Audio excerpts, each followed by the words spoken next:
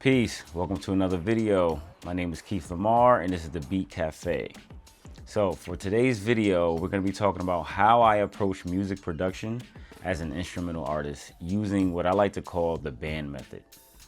So the band method, what does that mean?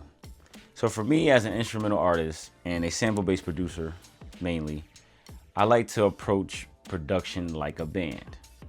And within that process, I have three main elements to that process. The first one will be sound selection. So when we talk about a band, we're talking about typically 5 band members. You have a drummer, you have a bass player, you have a guitar player, maybe a keyboard player, and let's say another guitar. So the band method, sound selection, I like to just utilize 5 sounds, typically no more than that. And a lot of times I don't even use 5. Especially as a, again, sample-based producer. The sample allows me to get away with one main sample typically. You may throw other things in there, but sometimes the one sample has a lot of instrumentation within it.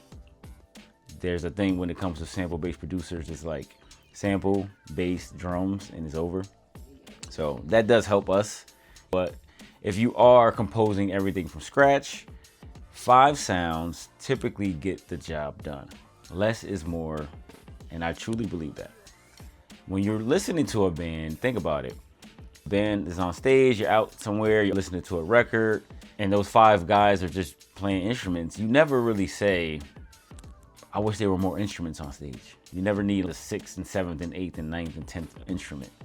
So those 5 typically get it done, and there's more than enough music within 5 sounds that can achieve what you want to achieve, especially as an instrumental track, a beat tape track per se.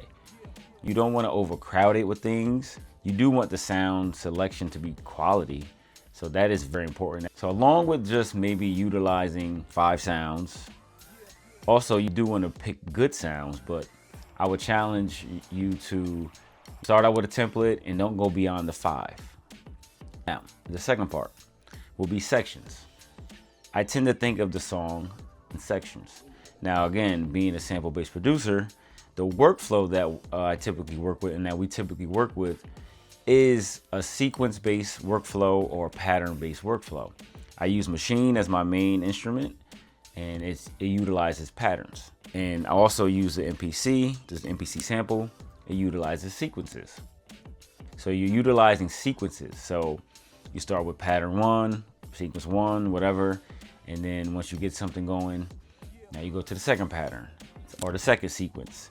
And those different sequences, you just start creating more and more and just experimenting with different parts.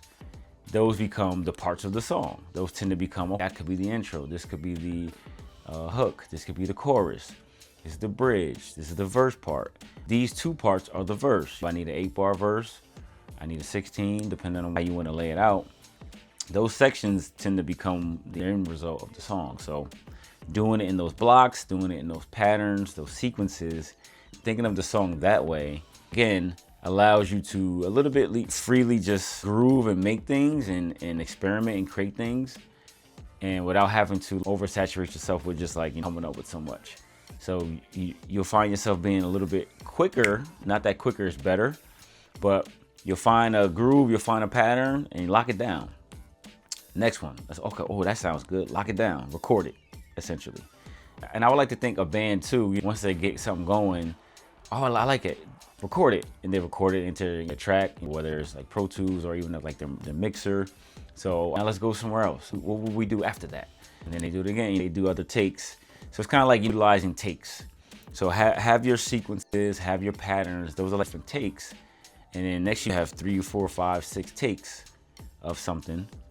And now you can build the song out, which will lead to the third part, which is the arrangement. So within the arrangement, so again, we're back to the band method. Well, we're all here.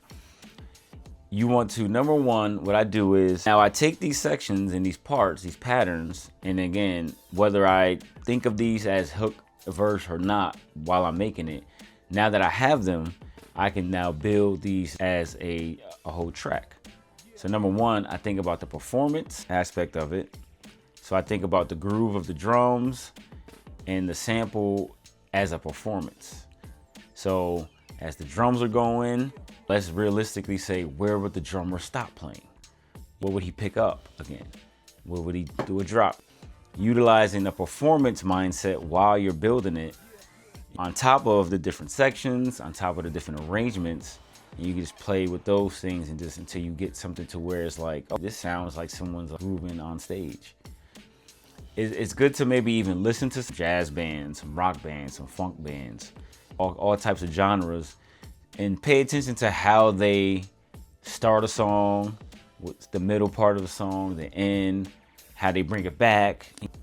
And you realize too, a lot of it's not so much variation when you think about it. They'll start somewhere, build up, they'll go back, and then they'll go back to that part, and then there'll be another section that's new, but they'll kind of go back and forth to between 2 or 3 different parts, and it's a very repetitive type of flow.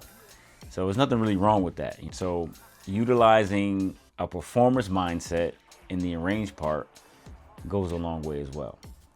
So you got 3 parts. You got the selection of the amount of sounds. Let's go with 5, because the band has 5 members. Then we're gonna build our song in sections. And then once we build it in the sections, we're gonna build the arrangement like a performance. The thought process on the method, as I started to create beats and instrumentals and albums, the tracks just came a little bit more alive. They felt a little more natural. And even the repetitiveness of them didn't feel stale. So it takes a little bit of practice, and it takes a little bit of like trial and error to just fine tuning that process. This process for me, I always go with, and again, very important and vital, I think, for like instrumentals, because these tracks are supposed to stand up with no vocals, nobody rapping, nobody singing to them. So you want them to have enough to where a person listening to them, they're not getting bored with it, but it's also not so much going on to where it's just like changing all over the place. So that was kind of my mindset, and that's my mindset going into production when I do things. I try to not do too much, and also give them enough variation to where there's some nuance, there's some change up, there's some switch ups to groove. So I hope this helps people out there. I hope you try these techniques, you think this way, maybe you utilize some sort of this process, just your process of producing. And that's my 2 cents on how I produce, my methods, my approach. Maybe it'll work for you. So I appreciate you guys watching. If you haven't subscribed, please subscribe to the channel. There's more stuff to come when it comes to videos like this, more like tutorials on production. And I'll see you guys on the next one.